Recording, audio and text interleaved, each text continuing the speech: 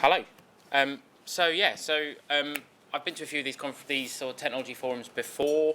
I've usually sat at the back and listened as we talk about sort of developer tools and open source projects, and always very interesting. Always learn quite a lot, but I thought I would change the focus slightly away from sort of the true sort of technology side of it, and actually look at some of the more consumer side of it. So I thought.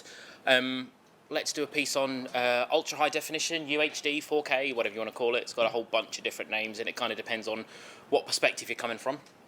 And try and figure out what ITV is and isn't doing about it, what ITV should be doing about it, probably. And hopefully just try and sort of get people to an understanding of what it is and what impact it's going to have at ITV. The question came about because I've been working with the Digital Production Partnership, which is kind of a group of UK broadcasters trying to put together a specification for what we all do as a common delivery format for UHD programmes.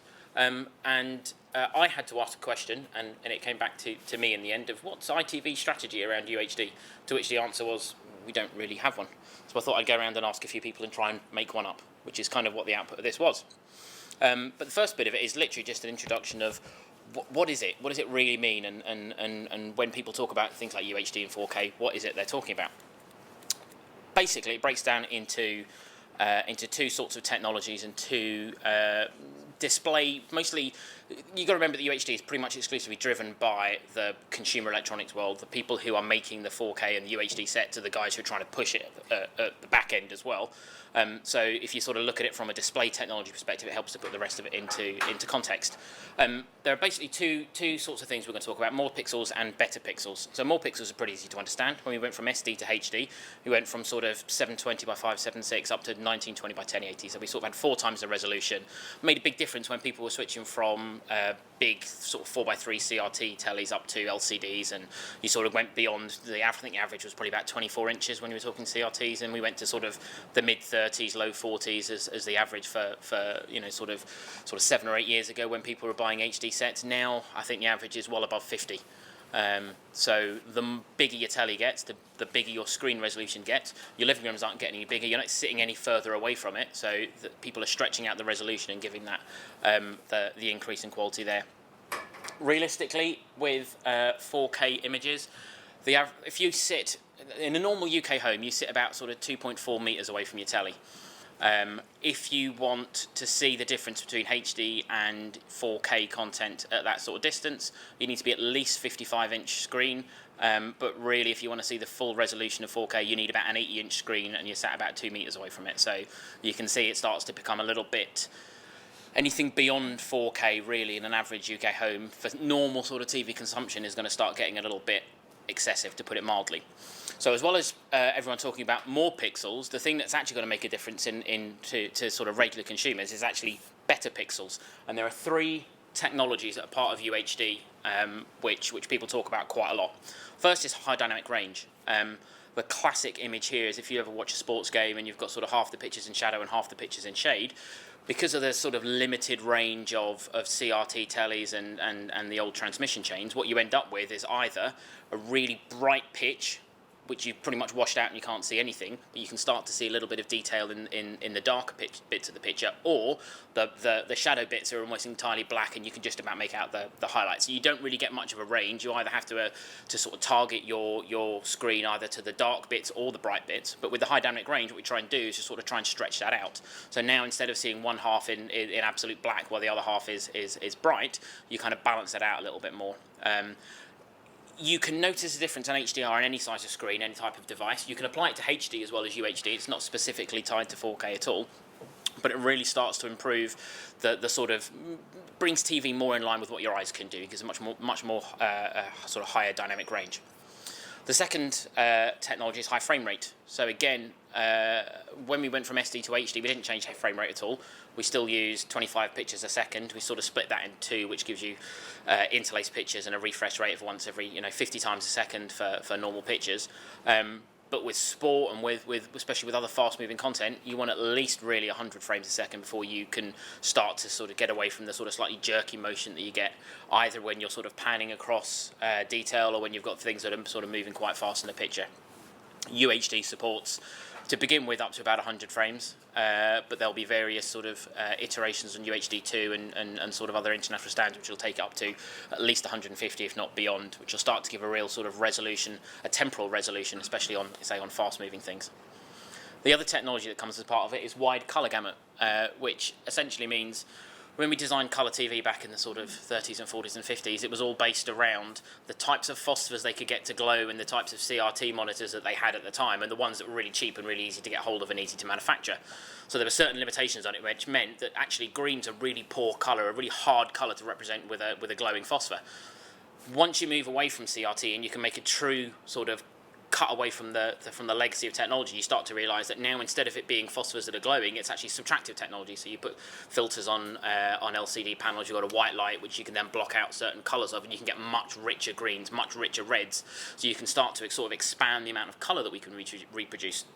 These three technologies, they apply equally to HD as they do to UHD, but what it means is that you've got this sort of the consumer electronics guys who are selling you 4K resolution, but really the bit you want to look out for is things like high dynamic range and wide colour gamut, because they're the things you'll actually start to notice unless you've got an 80-inch screen or you're sitting about sort of 3 foot away from it.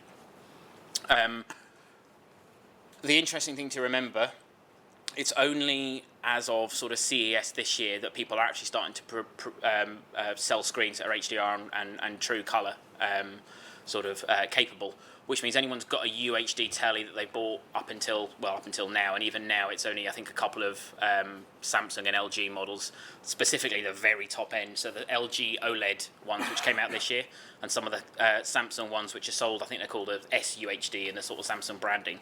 Some of them, and again, it's only the really top end ones, they'll support HDR and wide colour gamut, so you'll start to see some of the benefit of those technologies coming through. Much more likely to start coming through on things like phones over time as well, because that's actually where you'll start to notice difference. You'll start to see real quality difference, even on a small screen with the likes of HDR and colour. Just out of interest, then, I've got UHD TV. No? Will those improvements still work even with the standard transmission chain? Was that only if you've got a Blu-ray film or something like that you're watching? So both the display and the playback and everything needs to support it. For HDR, there are some standards that people like SMPTE are still working on for exactly how we transmit it from screen all the way through to from camera all the way through to screen, which mean that Blu-ray UHD, which is almost available. So you can get players in the US, you can get a few titles in the US. I think they're on pre-order on Amazon. I don't think any have actually been released yet. Blu-ray UHD does support HDR, and it does support full color as well. You'll need a Blu-ray player that supports it. You'll need a TV that supports it. But yes, that will support it all the way through. There is no broadcast chain at the minute as far as any of this goes. The only channel, and we'll come on to it in a minute, who are actually doing anything in UHD is BT Sport, and at the minute that's the most basic form of UHD. BT Sport have basically taken 4 HD pictures, stacked them up.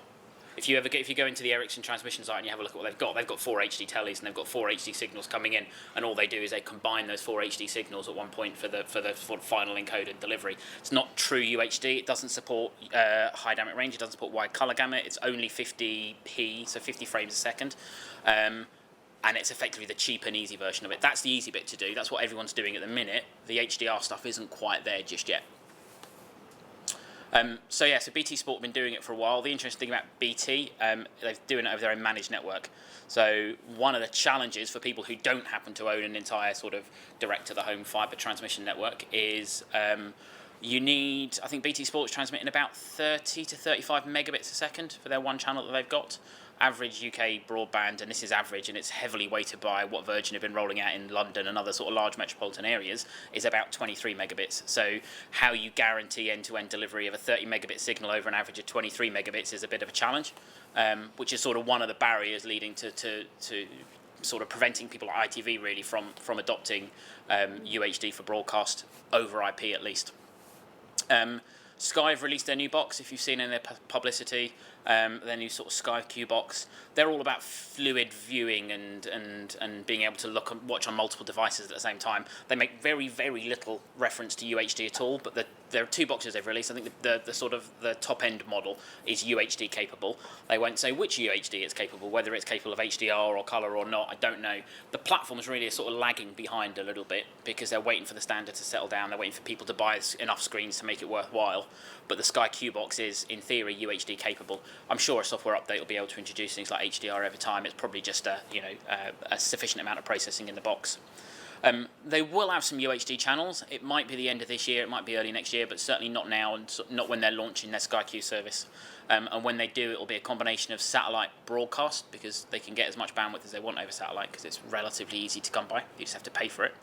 And IP delivered. And by IP delivered, it will be download to the box, catch up, and sort of box office stuff. It won't be IP streaming. Again, Sky have got a broadband network, but it's delivered over other people's infrastructure, so they can't have end-to-end quads. It's only really BT who've got that end-to-end managed side of it, and Virgin, of course, with the cable network.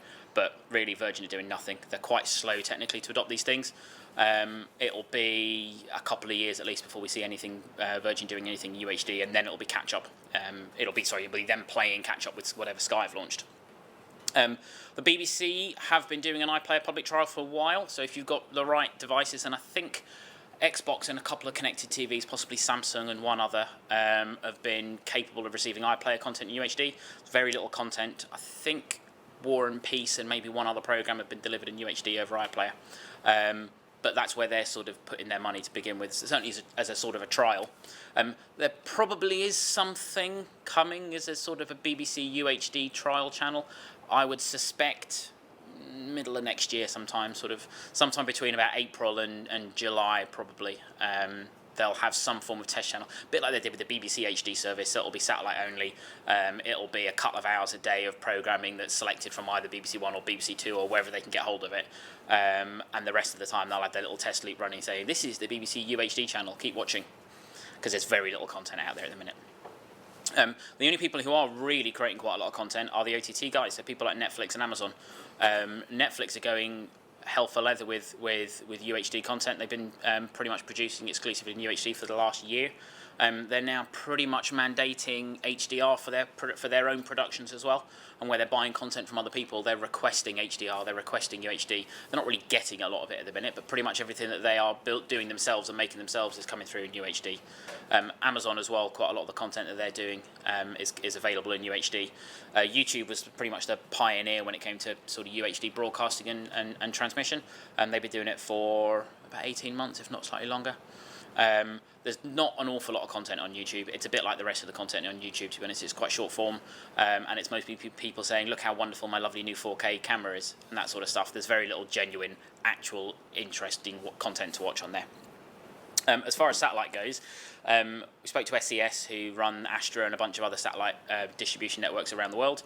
They are aware of 7 UHD channels currently, which are predominantly fashion and jewellery shopping channels, and predominantly in the Far East. Mostly because you can see a direct link between if I make my pictures look sharper and shinier and brighter, people buy more stuff. The hardest challenge with UHD at the minute is actually, it's a premium product as far as creation goes, but it's not a premium product as far as distribution and consumption goes. People won't pay more in general for UHD content.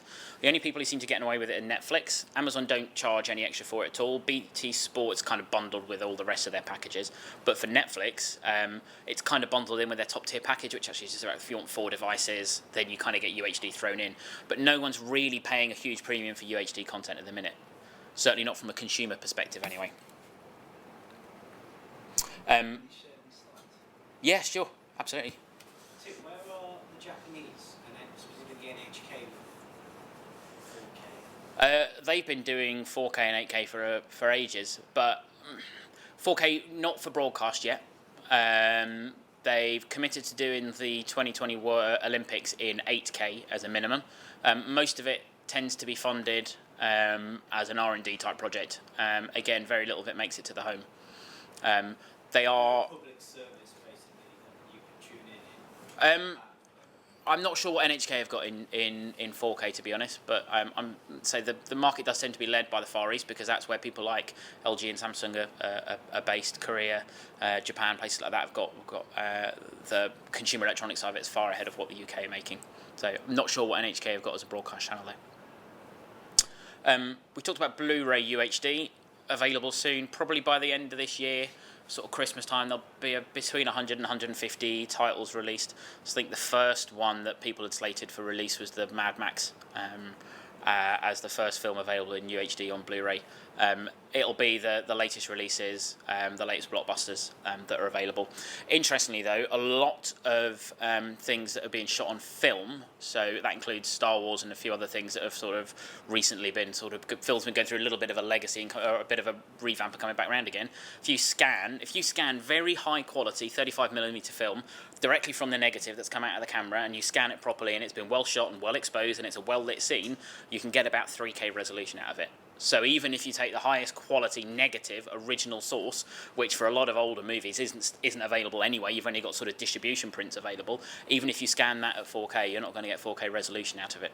So the things that are coming through now generally tend to be shot digitally in the first place. They tend to be mastered at 4K and slightly greater. Most of the cinema distribution these days is all digital anyway, and it's all done at 4K. It's a slightly different version of 4K. It's slightly more pixels horizontally, but only just. In terms of standards and specifications, people like SMPTE, the DPP, they've published most things. HDR isn't quite end-to-end yet, so we're still debating about exactly which version of HDR we choose and go with. There are different options. There are sort of proprietary Dolby options. There are some more sort of, not quite open source, but more open standard versions as well. So there's a bit of work to do on that still. When it comes to distribution, the DTG, who look after the sort of Freeview transmission specifications for the UK, they're not looking at UHD at all. The work they're doing is around hybrid IP broadcast. So you might have a broadcast channel that's transmitting in HD, and you might have effectively like a red button service, which switches across to an IP delivered stream. That seems to be the direction that most of the sort of free-to-air, certainly as far as DTT terrestrial broadcast goes. Satellite's got quite a bit more bandwidth to play with, but not on the terrestrial side of it. So it doesn't seem to be, certainly not driving any sort of technology changes in that end. Encoding, there were huge issues around H.265 up until very recently around how they licensed it. Basically, the people who made the technology wanted to cut the revenue that people were making from it, and they weren't willing to put a cap on that either. So it was only a small percentage they wanted, but they wanted a percentage of all the revenue that all of the content owners made out of encoding content and delivering it as H.265, which obviously caused a bit of a heart palpitations from the people who own the content, because they were effectively opening up a share of their revenue to the technology manufacturers. They've changed their tone slightly, and now they talk about capped, but it's still not quite settled down yet. There are also a growing range of other high-quality, low-bit-rate encoding options. There are people like VNova who say they can do UHD broadcasting in a couple of megabits. It's questionable whether how good the quality is and how realistic it stands up in real-world situations, but there are lots of other options coming through. And as far as displays goes, it's actually hard not to buy a 4K set these days. If you look on somewhere, I did a quick scout through on John Lewis the other day. If you want to buy a set that's bigger than 40 inches, 3/4 of them are UHD, 4K capable. But interestingly, none of them were HDR and wide color gamut compatible. So a little bit careful about what you buy. If you're buying a TV these days, you'll find it hard not to buy a 4K set, but to get one that's sort of UHD premium and therefore includes HDR and color. You're either going to have to really pay through the nose for it right now, because there's only a couple of sets available, or sit back and wait for about another 12 to 18 months whilst you wait for it to settle down a little bit. Has this forced an update to the HDMI standards as well? Yes. Yeah, so HDMI 2 is a requirement because it supports a greater level of copy protection. It's all right. Tim, sorry. Is it worth mentioning how much extra processing power you need to make H.265 as opposed to H.264? Yeah, what is it? I'm going to turn the question right back around at you. Okay, fair enough. So the only sensible way to deliver 4K 8K is to use better algorithms to shrink the file sizes. But rough estimates at the moment demonstrate that you need about 10 times as much processing power to make H.265, which seriously puts in jeopardy on-premise transcription. I spoke to Harmonic the other day. They make a transcoder that does both broadcast and IP OTT streaming. They reckon they can get about 18 to 20 SD channels in a single encoder, get about 6 HD channels in a single encoder, or 1 UHD channel. So you can see the sort of level of efficiency. In terms of the broadcast space, we can get, in MPEG-4, you can get an SD channel in about 1.2 megabits, an HD channel in about 4 to 6 megabits, and a UHD channel taking up about 14 to 18 at the minute. So there's quite a bit more sort of bandwidth required to deliver UHD. So, challenges. ITV is a producer, broadcaster, distributor, and all of those 3 areas have got very different sets of challenges. I will share these slides out afterwards for those of you at the back who can't quite read it. To talk in sort of high-level terms, for broadcast, the biggest challenge is around distribution. It's highly unlikely we'll do anything on Freeview in UHD, mostly because the government wants to claw that back for mobile data, not for Freeview distribution. If anything, we're going to shrink down what we've got currently rather than getting access to more bandwidth. The DTE spectrum renewals in the mid-2020 sometime, when we kind of come around to renew all of that license, and I say it's more likely they'll take a month away from us rather than giving an extra 1 or 2. Cable, the entire infrastructure needs a whole revamp. It's still NTL TeleWest stuff from sort of 2000, 2005 era. They did a bit of an upgrade in 2005 for some HD stuff, but they need to do they need to get rid of all their old boxes. They need to put an entirely new head-end system in, so we can wait a while before we get cable. The challenge around IP is the fact that you need more bandwidth than is currently available. If we were using H.265, you're talking sort of 10 to 15 megabits, so that might work, actually, especially if you're in a decent metropolitan area with a reasonably decent connection. Might not work on a Saturday night when you actually want to use it, though. Depends on contention and everything else. The other challenge is backwards compatibility. If you think about it, there's an estimate that by 2018, 75% of the DTT homes will actually be able to receive HD. Half of them at the minute can still only get SD telly. So we can't switch off the SD signals, because actually that's what most people are watching. We can't switch off the HD signals, because that's what a lot of the boxes that people are buying now are. So what you end up with is you add another tier on the top. So now you've got SD and you've got HD and you've got UHD. Then there's the question about how we handle backwards compatibility for high dynamic range as well, because if you can't view a high dynamic range signal, you have to get the standard dynamic range. So we've got a whole big sort of complex backwards compatibility issue there. As far as production goes, there's a huge challenge around infrastructure, storage and compute, as Dave says, the amount of processing power you need to work with these images.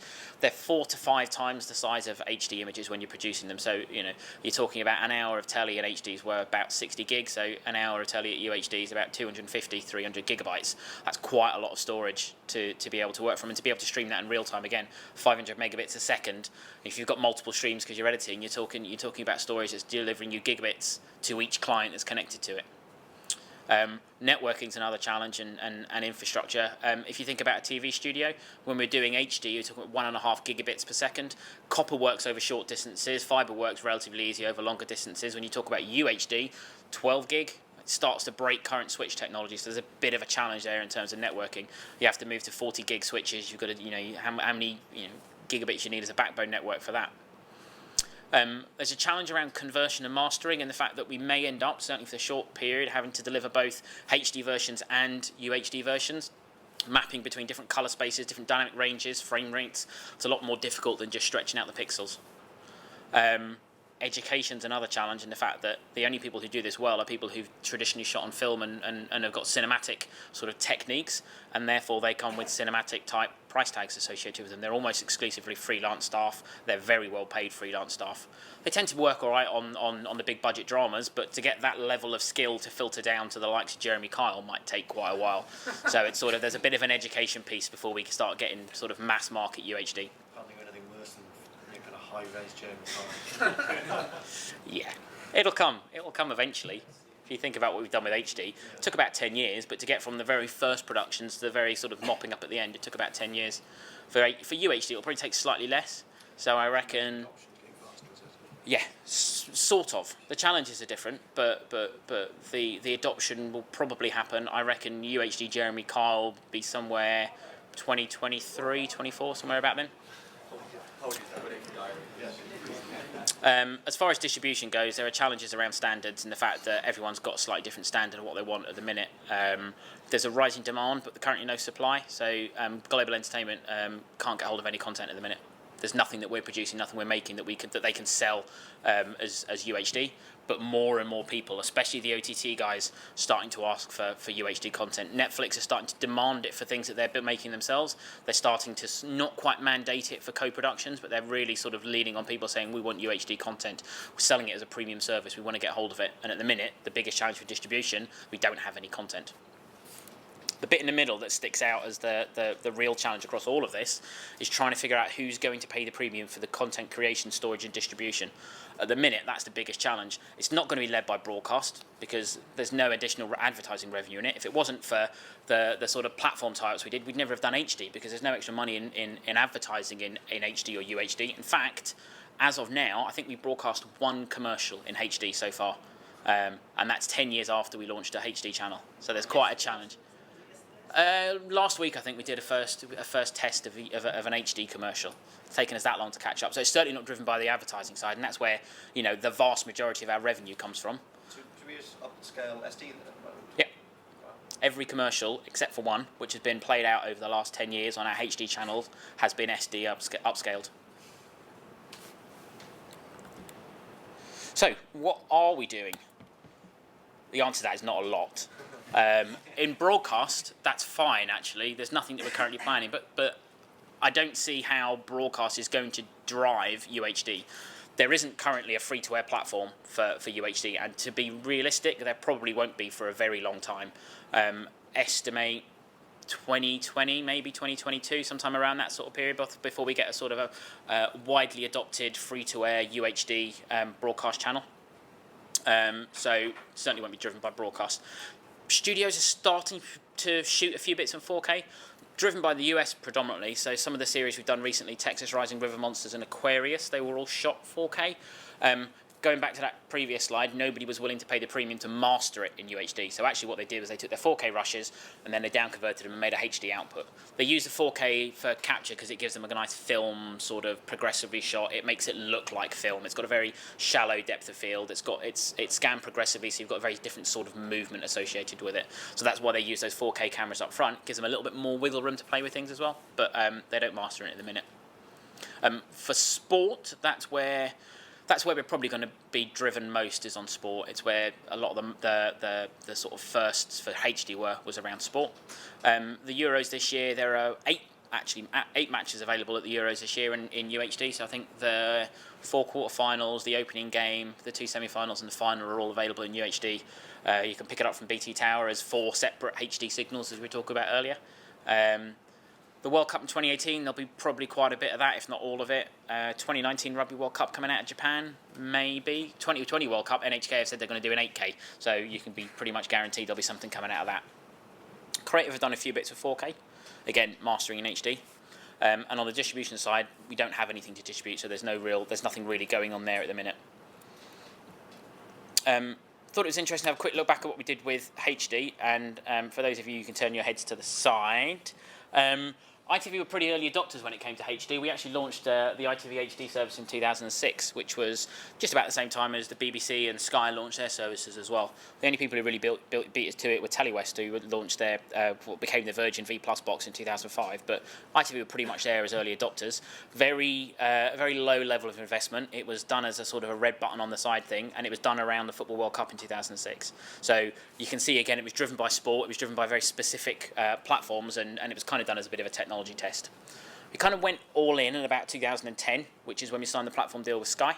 That's when we did ITV 2, 3 and 4 HD. That's when we upgraded a lot of our facilities to HD, including TLS studios. And it's when we started doing our programs in HD. So X Factor, I'm a Celeb, Corrie, Emmerdale, BGT all went HD in about 2010, 2011. So when we hit that sort of, we went from being just the sort of really premium drama to the more continuing soap stuff, towards the more entertainment-focused things, towards the more sort of ITV productions, as opposed to the ones where we work as a co-producer or we outsource a lot of the production side of it.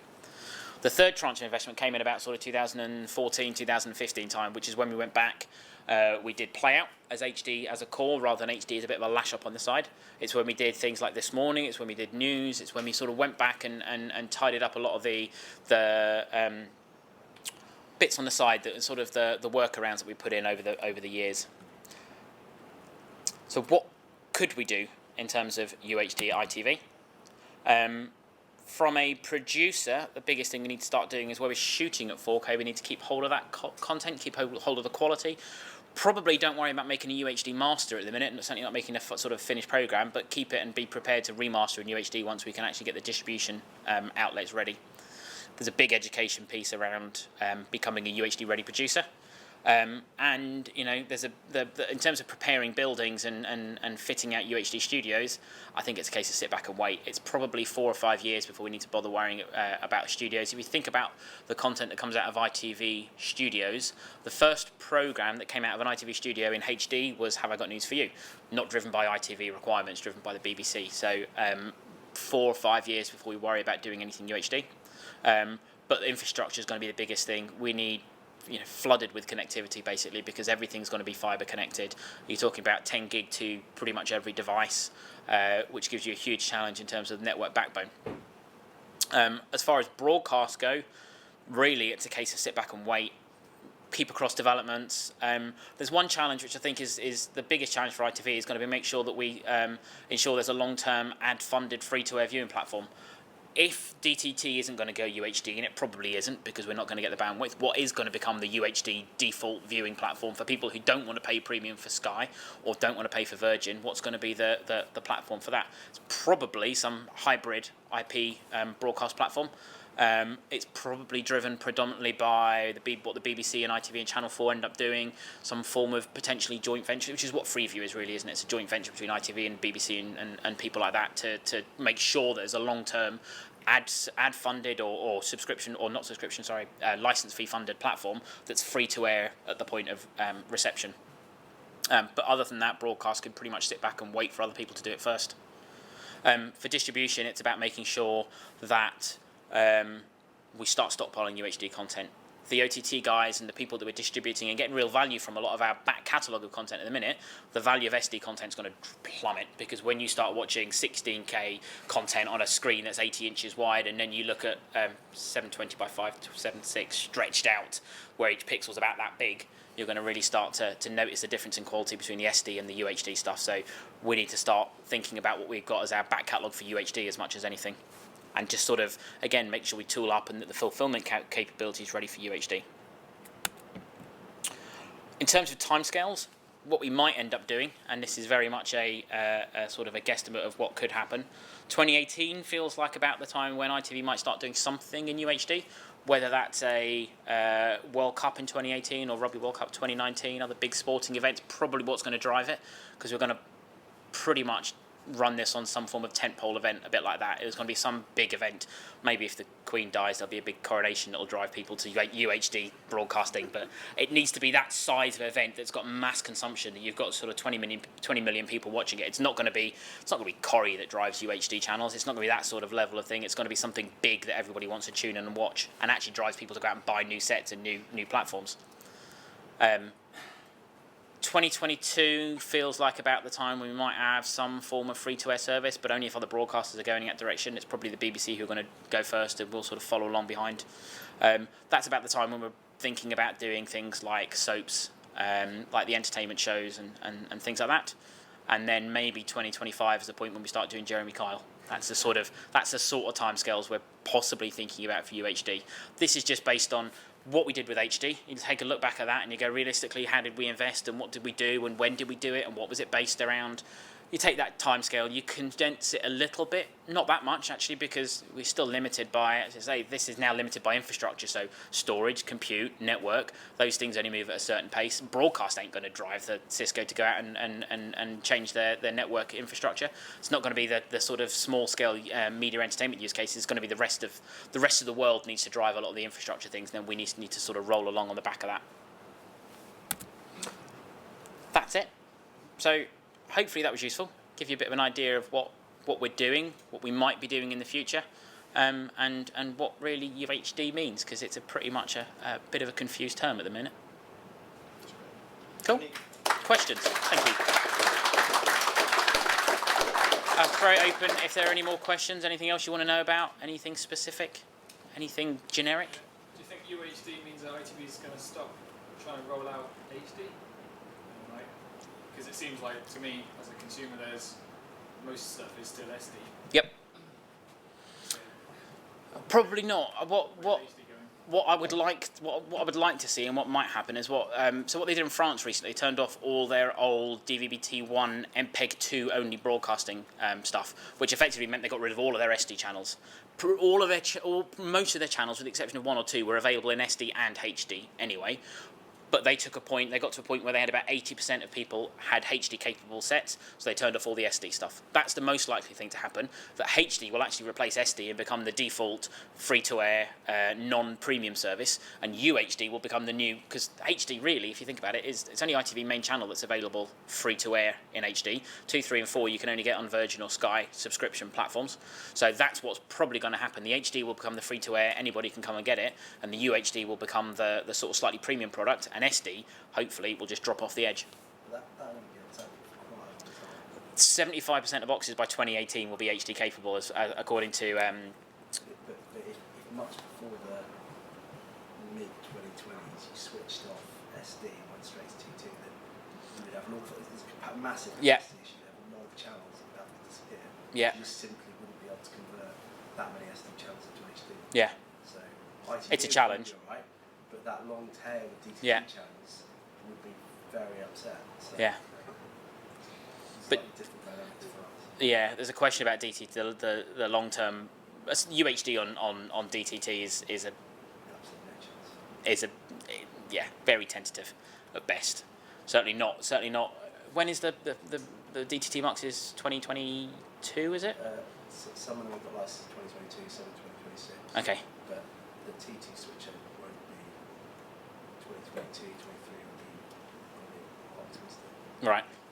So we've got a long tail of keeping those SD channels running before we can. Unless government makes them serious, do something about it. Another DSO But type project. The concern here is talking about people getting their 60, 70 inch TVs and they're watching UHD. Yeah. Does DTT, where most of people are watching TV still, look horrendous at that stage? Yeah. And that's quite worrying for our core business. Yeah, it does.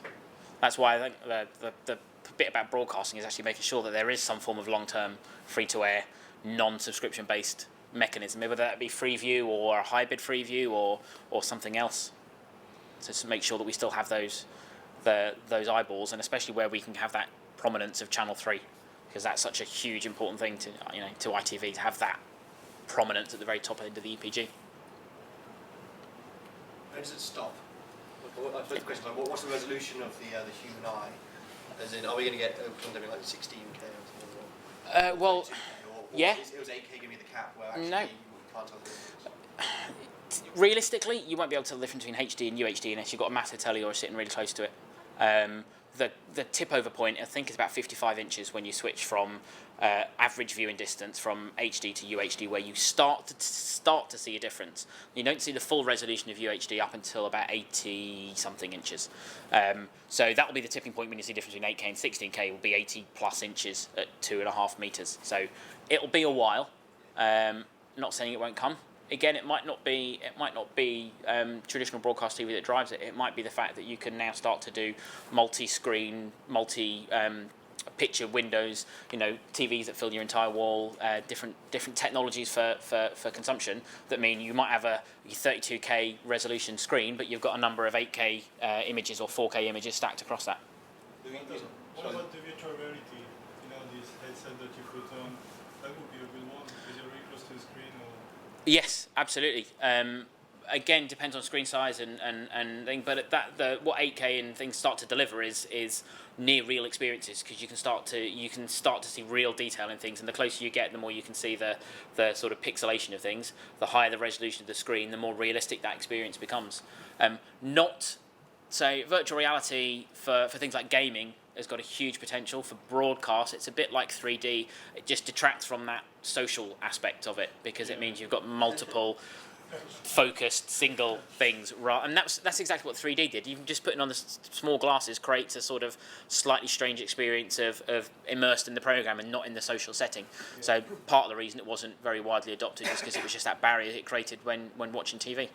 But for VR, for gaming, 4K starts to really make it look quite nice, and especially if you bring in other things as well, like high dynamic range and colour and things like that, it starts to give you much more realistic pictures. High refresh rates as well, 100, 120 hertz, that sort of stuff, starts to make it much more realistic. I saw an 8K demo of the 2012 Olympics when the NHK would be reseeded. Yeah. They did the Aquatic Centre, and they didn't need any on-screen graphics because it was such a clear. You could read the matrix boards in the Aquatic Centre. Yeah. As if you were looking for a pane of glass. Yeah. It was. I'd never seen anything like it, and it had I think 22.3 surround sound. So Yeah, and how many people are really even invested in 5.1, let alone 22.3 or whatever it was? One of the things about the UHD delivery spec is that all programs are mandated to have 5.1 surround sound. So actually we're going high definition with audio as well as video. Presents a bit of a challenge for production, I think, because it increases the complexity of creating audio in the first place. And again, 5.1 on Jeremy Kyle. Interesting, you'll be able to hear the reactions of the audience a lot clearer. Maybe. Give them an awful lot of places to bleep, though. But Any more questions? thank you very much. Good.